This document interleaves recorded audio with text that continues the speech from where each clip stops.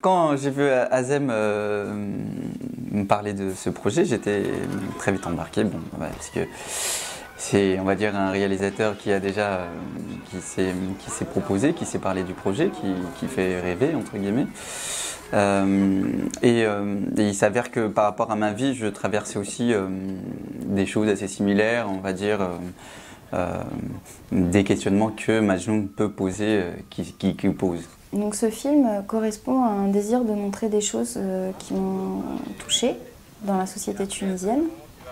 Pas touchée seulement de façon extérieure, mais de façon vécue. Sur l'impossibilité de vivre en amour de façon sereine. Et l'idée, en fait, pour prendre une image, serait de considérer que les murs de la ville ont été retournés à l'envers et qu'on verrait à l'extérieur ce qui se fait dans le secret à l'intérieur, l'expression d'une sensualité, l'ouverture à tous les fantasmes. Et je trouve que cet endroit, il est caché et c'est un endroit que je trouve très beau. Voilà, peut-être que moi j'ai la chance d'avoir un rapport simple avec ça, enfin simple, possible, on va dire. Et j'ai eu des discussions avec des amis tunisiens qui me parlaient justement de leur intimité et ça m'a beaucoup touchée en fait.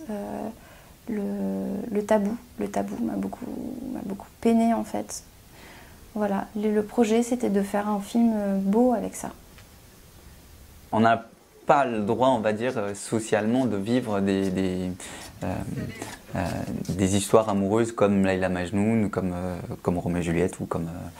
Et du coup, j'ai l'impression, et d'ailleurs comme d'autres personnes, il y a un moment donné, on rêve de ça quand on est petit, quand on regarde des films, voilà, de vivre exactement les mêmes passions, on va dire, d'amour. Les poèmes m'ont permis de définir cette folie comme une folie esthétique, une folie de beauté, une folie qui peut correspondre à tout un chacun. La poésie de Kreis, le Majnoun, pour moi c'est une grande découverte parce que je trouve qu'elle fait appel à l'excès. L'excès qui amène à l'impossible, qui fait qu'on ne peut pas sortir de cet excès et je trouve que c'est extraordinaire. Voilà. Pour moi, Majnoun, il y a un petit Majnoun qui est en moi. Enfin, c'est comme ça que moi je vais me ressourcer, en tout cas pour mon personnage. C'était quelqu'un qui cherche à être dans une réalité très forte et pour ça il doit fuir la réalité. Donc il est en perpétuelle recherche de quelque chose qui n'existe pas. Et pour ça, il a besoin d'avoir un moteur. En même temps, il doit toujours ne jamais trouver le résultat de sa quête, sinon elle s'arrête. Donc on a parlé du rapport au temps, quelque chose qui va tout le temps vers ailleurs. Et mine de rien, ça paraît évident quand on voit les images, mais c'est vraiment pas très simple à mettre en place. D'être à la fois tellement préoccupé par le monde et à la fois tellement pas concerné par ce qui se passe. Donc où se porte le regard, etc. Le fait de travailler avec une femme, avec une vision, en tout cas j'ai travaillé, on va dire, dans le corps de Majnoun, à partir d'un regard d'une femme qui a, à partir de la projection qu'elle avait de Majnoun. Du coup, c'est un des contrats que, voilà, en tout cas, que je lui ai dit, voilà, je suis là, disponible, fais ce que tu veux en tout cas par rapport à ça, je te fais confiance et on y va. Donc du coup c'est une espèce de, un peu comme une forme d'hypnose entre guillemets, où voilà, tu y vas parce que tu lui fais confiance, parce que tu as envie d'y aller aussi, parce que ce sont des endroits, on va dire, que moi qui m'intéresse d'ouvrir aussi les zones de ce type de sensibilité, de voir comment on peut accéder à tout ça. Et Elsa, elle est très douée dans donc on va ouvrir des petites portes, on va dire, où on peut rentrer au fur et à mesure. Une des choses qui est présente de façon discrète dans le film, c'est une dimension d'un érotisme solitaire qui est partout quelque chose qui gêne, qui dérange. Le Majnoun, ce grand poète errant, il a choisi une voie très sensuelle à conserver pour lui-même en fait. Mais du coup, pour moi, voilà, ça fait partie de mon histoire à moi aussi, d'accepter la part du féminin qui est en moi. J'ai pas de honte comment dire, à ouvrir cette porte-là. Et ça fait partie de moi et ça fait mon histoire. En tout cas, c'est comme ça que j'ai résolu en tout cas toutes mes questions, on va dire, d'homme, entre guillemets. Disons qu'être un homme, c'est savoir accepter la capacité de féminité qu'il avait en lui. Il y avait un langage à trouver pour quelque chose qui était insaisissable et qu'on partageait. Donc ça a pris beaucoup de temps. Mais c'est une grande chance en fait d'avoir pu prendre ce temps-là. On a parlé en fait de différentes densités dans le corps. Voilà, donc moi c'est vrai qu'on parlait un peu du rapport homme-femme. Alors je ne sais pas si c'est vraiment ça la question, mais en tout cas d'une chose assez intime. Danseur, j'ai l'impression qu'il a sa propre manière de penser. Et du coup, il ne voit pas forcément la même chose qu'une personne une personne qui pratique le cinéma d'une certaine manière. Il aura un angle de vue et le danseur, j'ai l'impression, il aura un autre vue. Il va regarder autrement. Azem avait fait un storyboard avec des séquences, tout en me prévenant que les séquences pouvaient être changées d'ordre. Donc ça c'est une particularité, c'est-à-dire que j'ai pris soin dans une même scène de ne pas apporter des éléments qui donneraient l'idée d'une résolution, vu que je ne savais pas ce qu'il y allait avoir avant ni après. J'avais une appréhension, on va dire, spatiale, entre guillemets, ce qui est normal, c'est-à-dire qu'en termes de présence et d'intention, du coup ça demande à avoir, on va dire, une ouverture, et du coup avoir la salle, et forcément tu as affaire à du mur.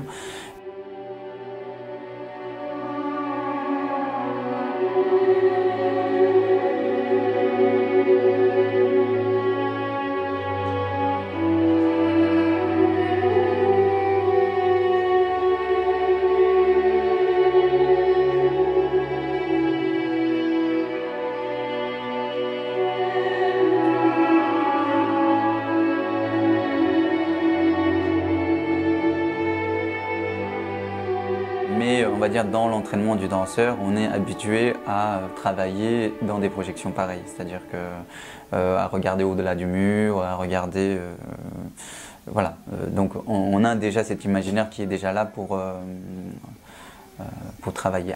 Et quand on répétait, on travaillait, on va dire la danse, c'était prévu d'avance que ça serait tourné dans un espace ouvert. Du coup, espace ouvert, c'est pas complètement étranger à mon parcours, on va dire. Donc du coup, je me sentais en lien, parce que je savais que ça allait se passer comme ça. Enfin, c'est dans ce bête-là qu'on a, on va dire, travaillé.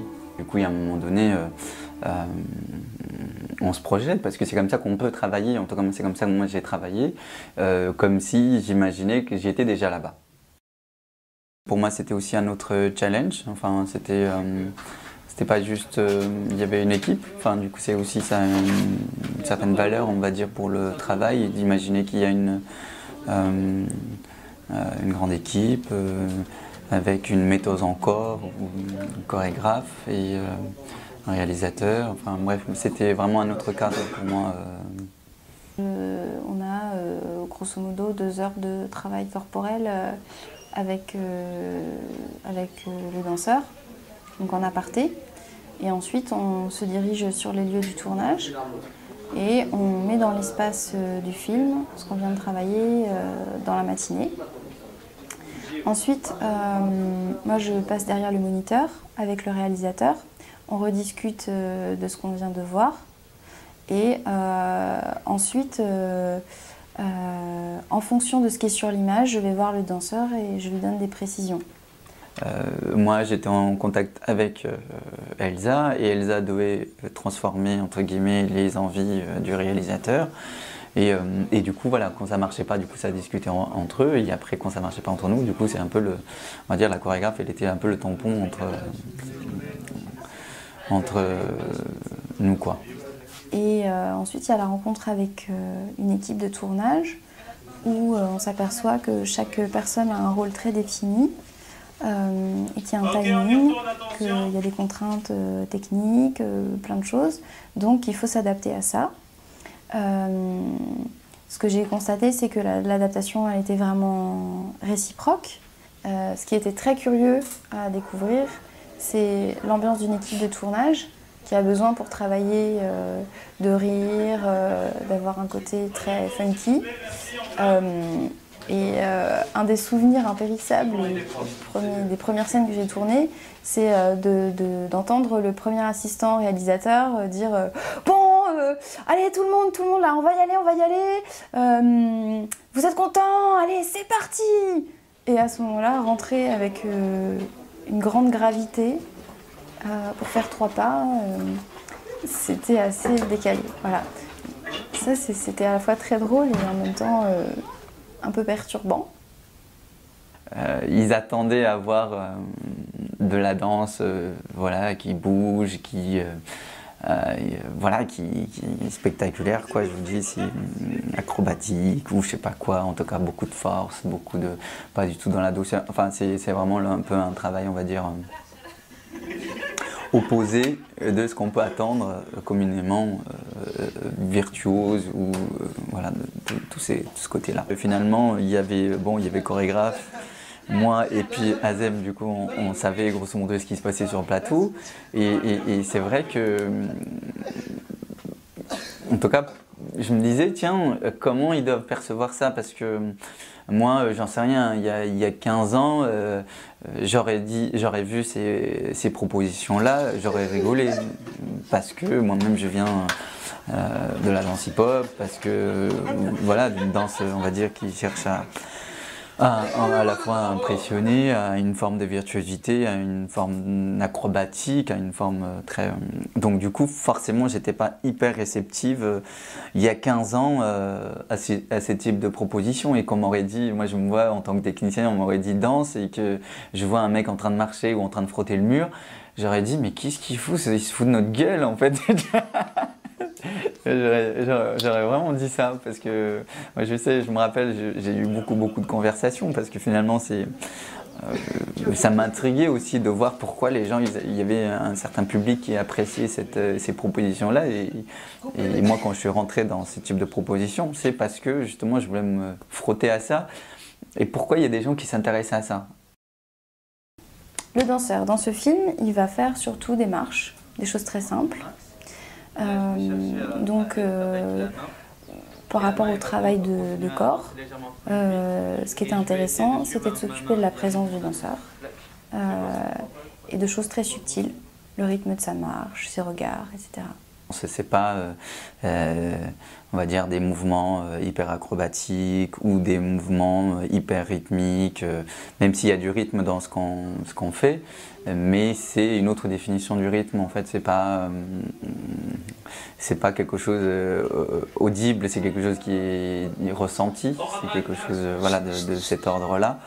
Et c'est vrai que c'est pas du danse, on va dire, pour être pour glorifier le corps. Voilà. C'est pas la victoire, on va dire, contre la gravité.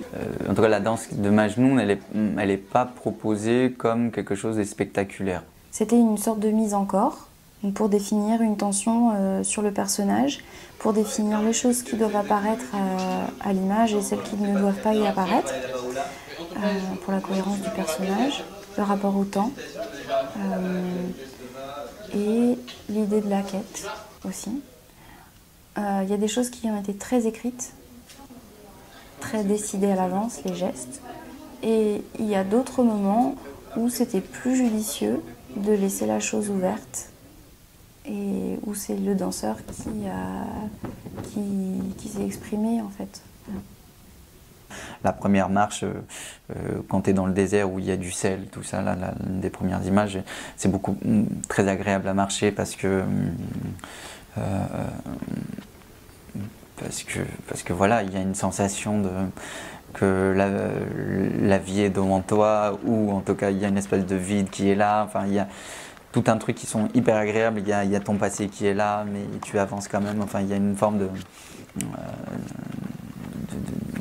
zen, ou je sais pas quoi, mais quelque chose d'ordre de bien-être. Tu sais pas, à la fois c'est pas une forme de jouissance, mais c'est où t'es calme, quoi. C'est une espèce de ouais, tu marches. C'est juste, par exemple, ça c'est un des moments qui sont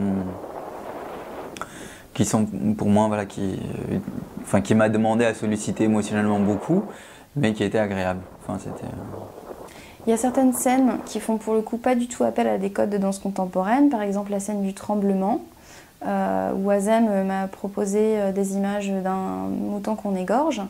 Donc ça, moi, je pense que ce film a vraiment été tourné en Tunisie parce que ce sont des gestes et une façon de parler de sensualité qui m'aurait pas été évidente à la base et qui m'ont été amenées par Azem. Et ça, c'est un rapport brut, qu'on pourrait dire comme brut au corps, moi, que je ressens dans le rapport au corps en Tunisie et que je trouve très, très, très juste, enfin très, très intéressant. Il y avait un temps à respecter dans la montée, parce que je devais monter d'une certaine manière, il fallait que je mette du sable partout, il fallait que je sois dans une énergie. Voilà. Et du coup, on me demandait par exemple de rester pendant 2 minutes en tremblant, en mettant le maximum d'énergie. Et de ne pas savoir où t'es parce que bah, tu te laisses aller dans une forme de transe et à un moment donné bah, forcément tu es obligé d'y aller, sinon tu progresses pas, quoi. Pour pouvoir progresser dans le tremblement, bah, il y a une espèce de lâcher prise à avoir et aller, t'as plus de force et bah, tu vas toujours chercher encore plus jusqu'à il y a un moment donné où tu tombes par terre. J'ai l'impression qu'on ne pourrait jamais être satisfait finalement d'interpréter ou d'incarner, en tout cas, il y a toujours un petit truc à développer et il y a toujours un endroit où on peut évoluer en fait. Quand tu es honnête dans un endroit, il y a un autre endroit qui change. Ça se demande à être sculpté. C'est super pour un danseur, je crois, d'avoir cette possibilité de refaire quand ça marche pas et d'affiner au fur et à mesure. Enfin, ça peut être que très positif. Enfin, moi, en tout cas, de mon côté, j'ai très bien vécu ce truc. Cette idée de reprendre quand ça marche pas, parce que il y a quand même la petite idée de perfection qui est derrière, qui suit. À partir du moment où ça passe sur un écran, s'il y a une ombre, s'il y a une lumière qui viennent colorer le corps, ça change de sens complètement. Il y a une emprise en fait du visuel qui vient donner du sens à la danse. Voilà, il suffit par exemple que j'ai mis toute mon attention sur le mouvement de la respiration par exemple, et puis que la lumière vienne éclairer que le visage par exemple. Moi, ça m'intéresse beaucoup les dialogues de langage entre différentes disciplines artistiques. Parce que j'ai l'impression, en tout cas, c'est comme ça qu'on peut accéder à la créativité. Oui, peut-être que l'autre option pour répondre à ta question de qu'est-ce que le cinéma et la danse peuvent apporter, c'est vraiment des propositions nouvelles. Ouais, filmer autrement, danser autrement, parce que j'ai l'impression que c'est ça aussi. C'est danser pour une caméra n'est pas la même chose que danser pour un public qui est posé dans un dispositif à l'italienne, frontal, machin, voilà. Ce qui m'a intéressé dans le projet de cinéma d'Azem, c'est qu'au fond, enfin c'est mon interprétation, c'est qu'au fond chaque scène est un véritable échec, une dépense d'énergie qui n'amène à rien en fait. Il est devant la fenêtre, il termine tout mouillé, il est devant un grand jet d'eau, on a l'impression que son corps va s'épuiser. Il marche dans le désert, il s'arrête au milieu du désert, on ne sait pas ce qu'il regarde. Il est devant une fenêtre, même la fenêtre, c'est pas une vraie fenêtre. Ça, je trouve que c'est très intéressant.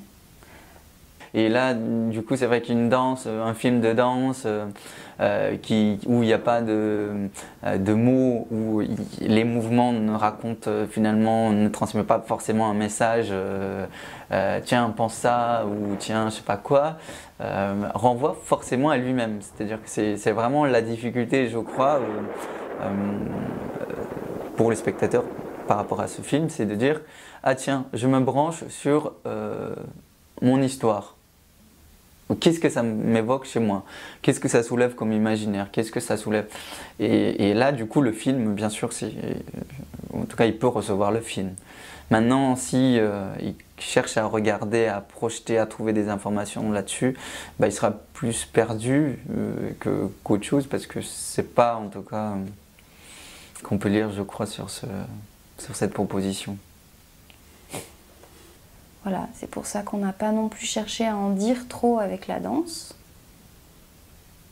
Parce que c'est pour laisser la place à celui qui regarde de toucher à ce privilège d'avoir un petit moment d'éternité. Et ça nous ramène à une histoire sans fin. On peut répéter ça à l'infini. Et cette notion d'éternité, j'espère que c'est quelque chose qui peut toucher le spectateur.